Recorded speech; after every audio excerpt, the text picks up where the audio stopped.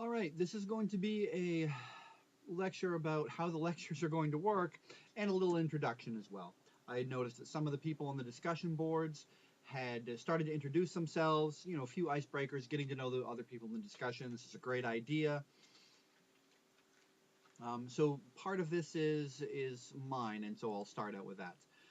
First of all, my name is Zeus. To answer the inevitable question, yes, that is my real name. My father gave it to me. No, he wasn't a hippie. I have a master's degree in psychology. I actually got my master's degree down in Georgia studying racism and sexism. Oddly enough, I was trying to solve the racism problem because I was born and inbred in Maine, where there's almost no racism to speak of. We consider racism to be kind of like a perversion. If you don't like black people, just keep it to yourself and don't bother anybody else with it. Um, but obviously down in Georgia, it was rampant, so it was a very interesting thing to study.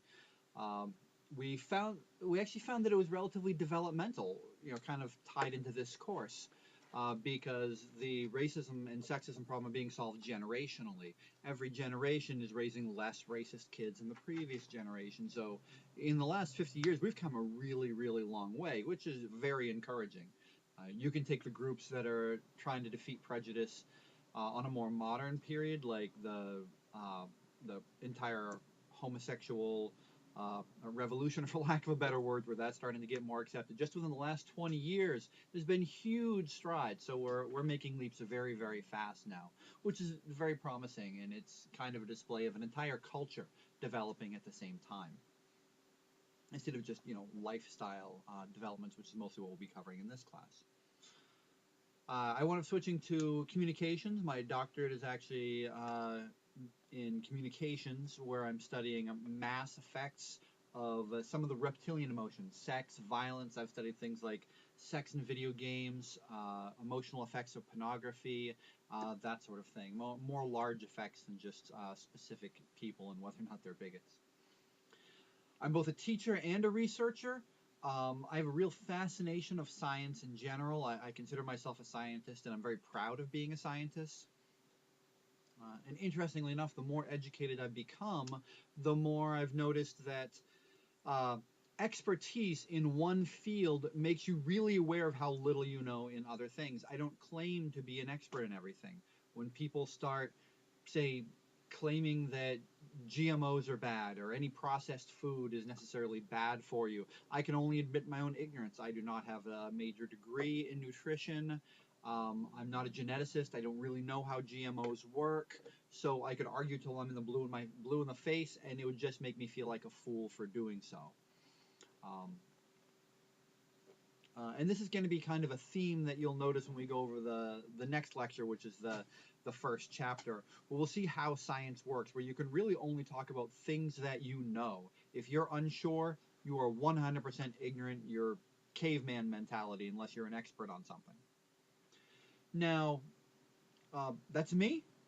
As far as how the lectures go, the lectures will have a specific format. Um, First of all, I'll go over a new stuff section. I'll talk about things that are not in the book. These are things that I add. The first chapter, I'll talk about evolution quite a bit, for example. Another section that I'll do is a what to study from the book. I fully expect you to read each chapter word for word. However, there are certain things you're going to want to study more. And when I put a what to study from the book, expect this to be on a test in depth. I'll also have an ignore this section of the lecture, where I will simply tell you what will probably not be on there. This will be relatively large for the first 3 chapters, probably for the second 3 chapters as well, because the first test will go over 6 chapters. And that's a lot of volume, so there will be sections I'll just tell you not to bother with. And then there will be the last section, which will just be thoughts, ways to employ the theories, kind of the applied version of the science that we're talking about. And this will really help with the discussions, because it'll kind of get you in the mode of thinking about how to use in your daily life some of the things that we're talking about. Now, this is developmental psych, so a lot of this will be You know, the different stages your children will go through, the different stages that you went through, different ways that you had to deal with certain things, or perhaps how your parents deal with it. We get very focused on ourselves, and we forget that, you know, when you started going to college, for example, your parents started acting really weird for the most part. Perhaps they got really clingy. That's because they were developing just like you were.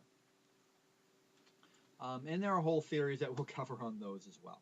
The last thing that I want to cover in this section here is that you will recognize things that I'm talking about from the text. Do not use this as an excuse to gloss over it. Um, in the first section, for example, we'll be going over Piaget, and if all of you were supposed to have taken a Psych 100 course, Intro to Psychology, I'm sure your professor went over Piaget at the time. That doesn't mean that you just have to gloss over it. Piaget is going to be referenced in every single chapter. So you're going to have to, if you recognize something, that's good. Know it better than you knew it before. Um, we'll be going over Freud's psychosexual stages of development in the next lecture. And I'm sure all of you have heard of these things, but from now on, you're not just going to have to know that he had an anal stage and to recognize anal stage on a multiple choice test. You should be able to accurately describe the anal stage, to know the difference between anal repulsive and anal expulsive, retentive and expulsive. And to actually know the differences between these, not just recognize them on a test, especially if it's stuff that was already covered in Intro to Psych.